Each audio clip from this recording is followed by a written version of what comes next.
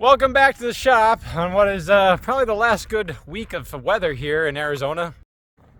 And while we're not working on this Jayco Eagle fifth wheel, my very good friend Stacy that does RV awnings and has been a few videos with mine, just picked up a Jayco Eagle travel trailer and has asked me to do an exceptional amount of work on it, which is pretty good timing to suspend some work on my motorhome.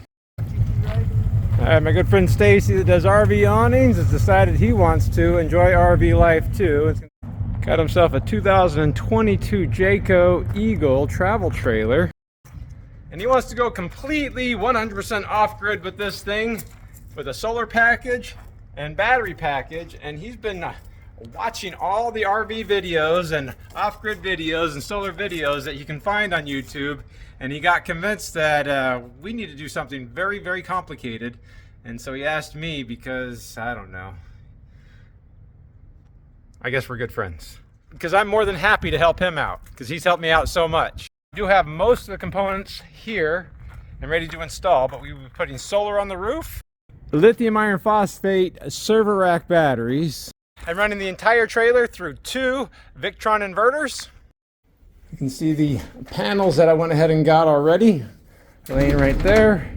And I have the Victron Energy Multi-Plus 2, and if you notice it right there, Stacy decided he wants to go big this time. We're going to go with, and we're going with a 48 volt system from Vader. And I'll try to cover the entire concept with you guys and what we're going to do, because this is going to be a complete different install than I've ever done before. And I'm hoping it'll be nice. He's given me pretty wide berth to do what I feel is best. I've rocked him through the plan that I have. This is actually going to be a pretty big job. I expect it to be a number of videos, but he has entrusted me with his Jayco Eagle travel trailer that he had brought all the way from Louisiana because he found it across the country because it served his perfect needs. And he has dropped it off right here at the shop for me. I think first things first, I'm going to start at the top and then work my way slowly down. And all this open space will soon be covered. Stacy would like to be able to use this travel trailer as an off-grid cabin anywhere that he travels. And then for those that don't know, off-grid or boondocking means we're not being plugged into shore power, hooked up to city electric. Just like my shop isn't hooked up to those power lines right there, neither will this trailer. Now I'll still make it possible for him to go to campgrounds or RV parks and plug in if he wants to. But what we're going to do is make a solar grid right up here, or a nice solar array. And he's given me all this space from the rear AC to the front AC to work with, and doesn't mind if I cover the skylight or this vent or remove the TV antenna.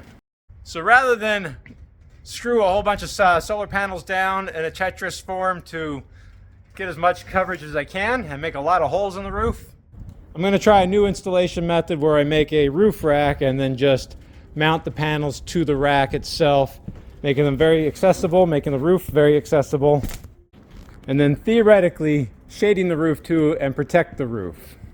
So the first thing I need to do is get a measurement of what kind of space I have here to work with, even though I've already gotten it before because I got the 4 panels that we're going to use. So I have about 201 inches with, we'll call it 97 inches to the side. Now with this, we can make a plan. When I originally thought about the job, I was going to bring it to the height of the AC, but I think that's a little bit too high. So I think we're going to shoot for right about here.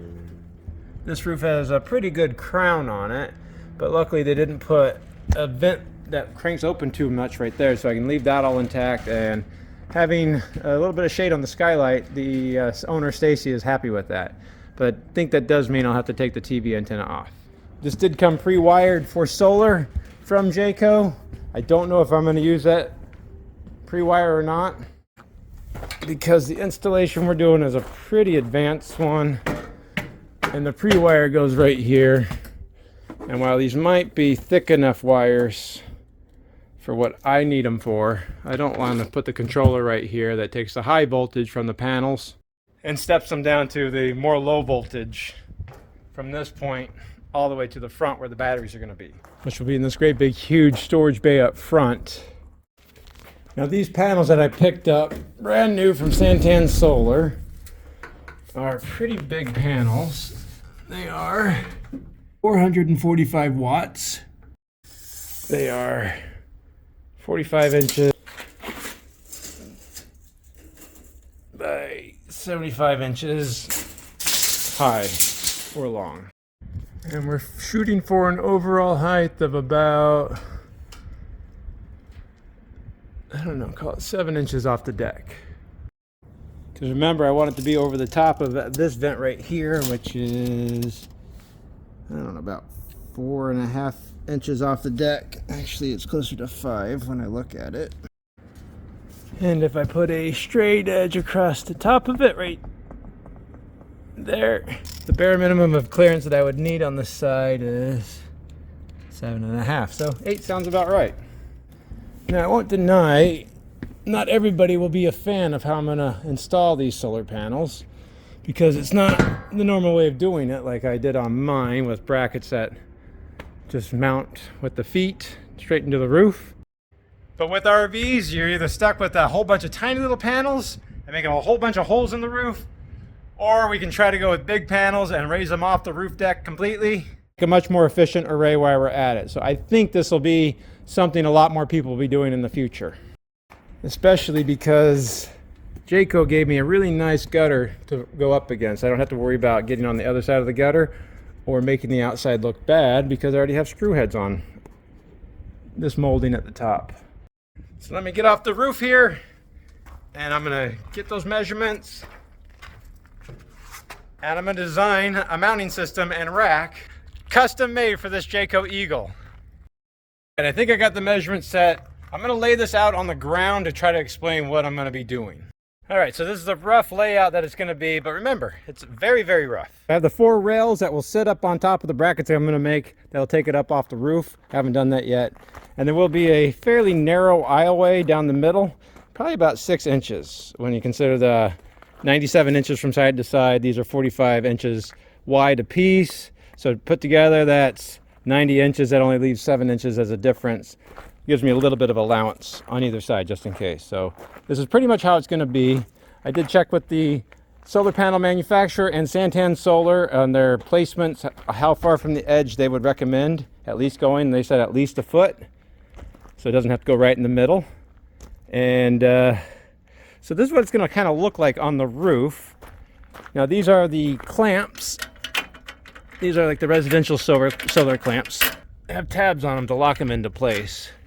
And we'll get them on both sides. They're spring loaded right there. So those will go all the way around, holding it securely to the rail here. And I know this is going to be a pretty big ask for this not to bend over time. So I do have some brackets right here that I can put right in the middle, or 2 on each side to support the middle with only maybe 2 holes. I might drill some extra holes in here to go on the deck, and that would support the middle of it. And that's my rudimentary plan so far. My design that I have, remember down to here it's not to scale. So when we look at the side, I'm going to make, sorry, I repositioned up on the roof now. I'm going to make this all out of aluminum, whatever I can get from a local supplier. The first thing we'll have is something very similar to this. It'll fit right into the existing holes on the molding. I might add more, I haven't decided that yet. Okay, so when we look at this side profile view, that's the molding. That's that plate I just talked about. Right here will be a cross member that I'm gonna have 3 of these brackets right here. One in the middle, one at the end. And they'll be linked together by this aluminum C channel. I don't like tube if I can help it, because that tubes give places to make nests and homes. Now if you look at this measurement, it's about 10 inches gonna be from the bottom of this plate to the top of it. I made an allowance of about 1.5 inches to come down, just for strength purposes and aesthetic purposes. But basically all I'm going to be making is a roof rack. And to give it some support so it's not flopping about like that, I got this angle that I will then screw in that will brace it from behind probably get riveted together, maybe bolted together using stainless steel hardware to secure it to the deck on top too. It won't be the full length of it, but it'll be a good chunk of it just for purposes. And then this is what those cross members are going to be mounted to. The K-rail is going to be mounted to at the top of this. We'll have to use our imaginations right now, and who knows if it'll actually work. I'm not an engineer. But this is something I've been thinking about for a while now, and this is the perfect molding for it. Because with those screws out of the way, this will be able to screw right into the top of the molding and not cause any damage to it. So we're not making anything that's going to look hideous and ugly, hopefully. And then right here, that'll be the back panel. And then all the way up here will be the front panel. We had about 201 inches from the AC to the AC. So I didn't have room to put 5 widthwise, only room to put 4. There is a possibility if this does work, we could add more back here, at least 2 more panels back here as a possibility. But this is the plan going forward right now. But there will be an aisleway all the way down the middle. We'll be covering that skylight, and then a little bit of these vents there. The sewer vents for sure. That's where I haven't decided on using the pre-wire or not using the pre-wire. And then this will have to get out of the way because that'll be too high. Is this something I would have done on a motorhome? Probably not my motorhome, but some modern ones maybe. If you watched enough of my roof inspections, you'll know that some of the manufacturers put box awnings on top of the RV roof, and then they use a filler panel just to balance out the roof line as sight lines. And so that's what's kind of giving me the idea, is if you just use those to mount solar panels on across the top, you wouldn't be putting any extra holes in the roof, and it wouldn't look too bad from down below because you'd just be following the valance panels that are already up there on the side. I don't know that I would mount these on top of the box awnings, but there's probably a way you could do it. You guys want to see the cleanest solar install I've ever seen in my life? This 2002 Marathon on an H3 Prevost chassis has over 4,200 watts of solar on the roof. It's such a clean job that it's really a second roof they installed. And it's best viewed from this adjoining newel. You can see that there are 12 350 watt solar panels installed cleanly on the roof here, which matches the profile of the roof nearly flawlessly. This is also commercial industrial use aluminum brackets. Now, not only does this array produce enough power to run all the appliances on the bus and charge the battery, but it also, as a second roof, casts quite a bit of shade onto the real roof to prevent overheating during the summer. And don't worry, there's no roof ACs on this that need to be serviced because this has 4 cruise airs on it. And yes, it is using 2 Victron Energy MPPT charge controllers. And more impressively, it has 7 Tesla modules as a house battery. This is truly the first off-grid capable RV I've ever seen, and they made it out of Prevost H3 bus.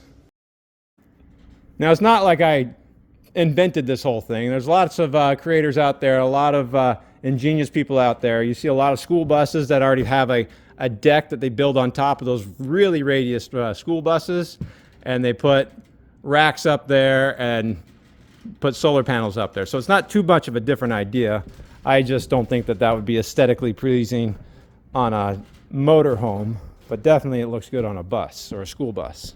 On a fifth wheel or a travel trailer, I don't think it's going to be that offensive looking. In fact, a lot of the newer travel trailers are coming out with racking or these roof racks already on them. I know the Embers have them too. Some of those Winnebago adventure travel trailers are coming out with racks on the roof. I don't know how cosmetic they are or how functional they are, but there's a lot of towables already out here doing it. And from a roof guy's perspective, less holes in the roof, the better. More protection on the roof, the better. And I don't want to bring it up completely because it's not what we're doing here, but you can see this TPO membrane is already loose because they put it down dry from the factory. So Jayco installed this. Jayco is owned by Thor. You can see how loose the side is. It doesn't look like it's stretched or ballooned out here yet. And having the solar panels back here will keep that from happening some more. Alright. And the racking I'm going to be developing will more than drain out completely. It won't hold water. So I like this plan. I imagine this series is going to go pretty long, so I won't bore you with the fabrication of the brackets. We'll just cut to, hopefully, the installation of them. Hopefully. Now, we do have a lot of fun plans to do on this thing, but as I'm sure a lot of RVers know, when it comes to towables, there is a lot of heartache sometimes, and you just need to relocate a towable. So it's not always rainbows and sunshine when you're RVing in a towable.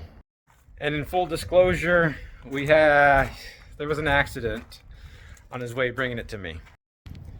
He did clip the back end of it, and now I can see inside of his trailer pretty easily behind the galley cabinets. And what was already going to be a big job got a heck of a lot bigger. But of course, you guys have seen me rebuild a lot worse than this, so I think we'll be okay. But here's the rundown. Now, for the time being, I'm gonna have to get the slide out rooms out and get this plugged in because he does have some food in the refrigerator back there. So while what happened back there is a tragedy and I'm still gonna have to figure out the insurance side of it, the next thing I have to do is actually open up the slide outs. And because of these modern RVs, everything's done through Bluetooth and I can't connect my phone to it, so I can't do the slide out rooms without my phone. So I'm just going to hotwire the slide out room.